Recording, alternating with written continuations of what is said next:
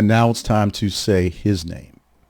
Alex Preddy was identified as the man who was shot by Border Patrol agents today in Minneapolis. The Star Tribune has reported some various sites, including his parents, who have actually spoken to authorities at this time.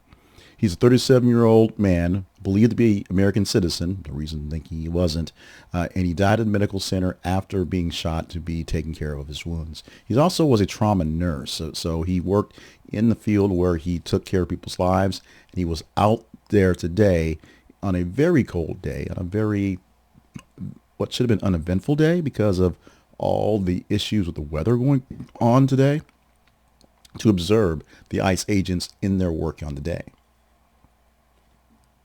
What does that actually mean? He was out there with his phone recording the activities of agents who were doing things out there near a federal building. Now, in the various videos we've seen of the, we'll just call it the attack, the incident right now, where you hear gunshots go off, it gets confusing, but pretty much everyone who spoke to the video, not so much to the incident, the federals have talked about the incident, but local authorities, the mayor, the governor, spoke to the video, said it looks like he was accosted by federal agents.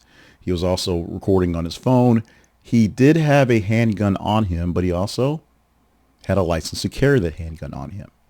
Now, the main word we're getting from the federal authorities so far is that he approached them, had the handgun, there was an altercation, and things happened. He had a handgun. He had a concealed or a carry permit for that one. He also had his cell phone and was recording what was happening there.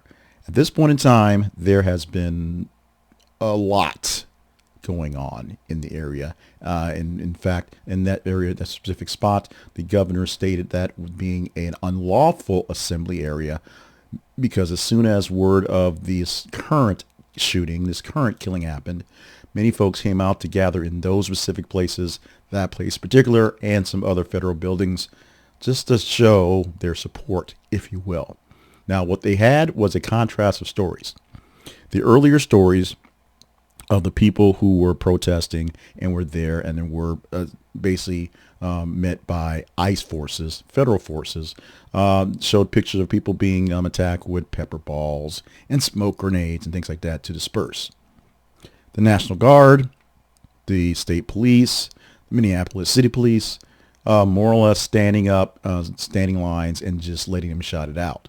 The protests have not stopped, and as I said, currently many of the areas that they are protesting have been labeled as unlawful assembly areas, so they could be arrested for getting rowdy in these places.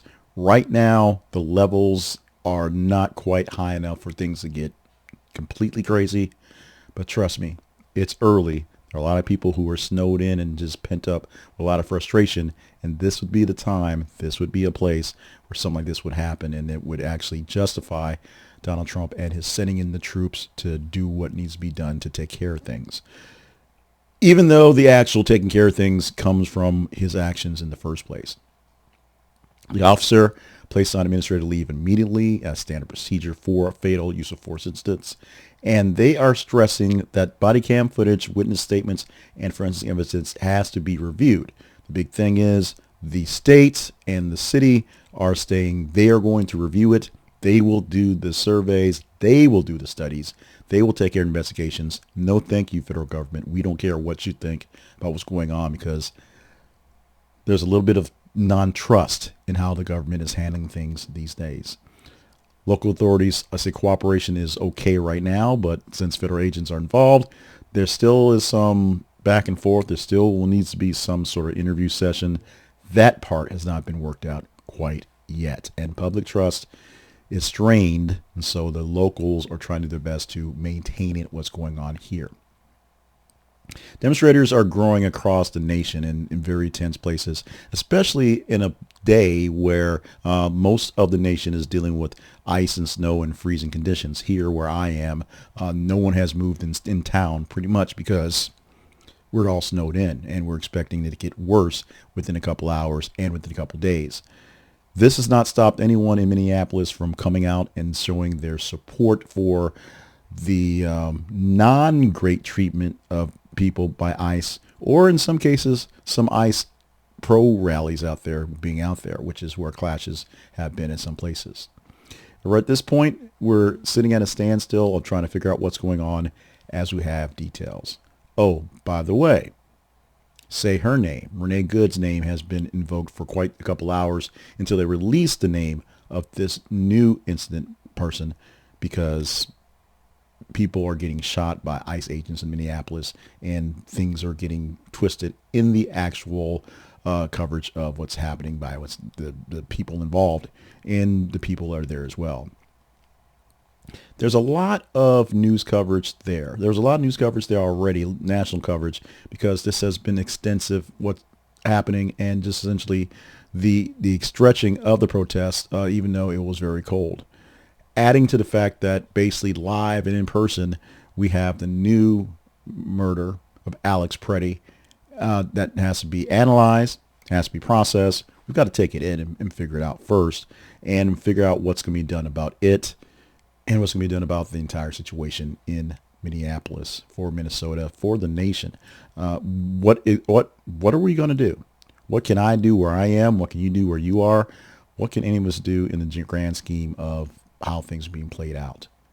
It's a hard question to ask as the national debate over federal use of force is growing, because just ironically, the forces of ICE for immigration enforcement have killed more people in the city of Minneapolis than the citizens of Minneapolis so far this year. And it was only January. We have a long way to go. And this situation seems like there's no end. Actually, oddly enough, it seemed like there was some sort of ending to it. And now I'm pretty sure it's going to be ramped up even more. I've not seen any coverage from the White House, from Washington, D.C., from Donald Trump specifically on this one. So I don't know what he's going to say about this going forward. All we have is a small batch of replies of the basic standard part. The officer is on administrative leave based off the incident. It'll be reviewed. But it's literally only been like 4 hours since this happened. And so now we're processing as we can, and with a lot of online videos and online commentary to talk about it. Because trust me, a slow news day of nothing but snow was all we were basically going to stick around with until the weekend was over, unless something out of the ordinary happened in Ukraine or in Israel, or Donald Trump just sort of decided to proclaim something odd in the last minute just to make sure he was in the news. I don't think he wants to be in the news today. I think he wants this one to blow over. I think we'll see how this plays out over the next couple hours, because as we said, it's still a fluid situation. We still don't know exactly how this thing is going to go down. So I don't know how to end this one other than keep posted. I don't know how to roll this into our continuing coverage of how we're going to improve things, other than we're going to keep up with stories that are relevant and ask the questions that need to be asked, and we're not going to push. We're going to give people the chance to answer those questions properly, and when they answer them in ways that make no sense, we don't have to tell you that people are trying to lie or mislead you. We don't know what the deal is from the federal government yet, because there's not a really good response given to anything yet. But once we get it, we'll definitely be breaking it down like everyone else.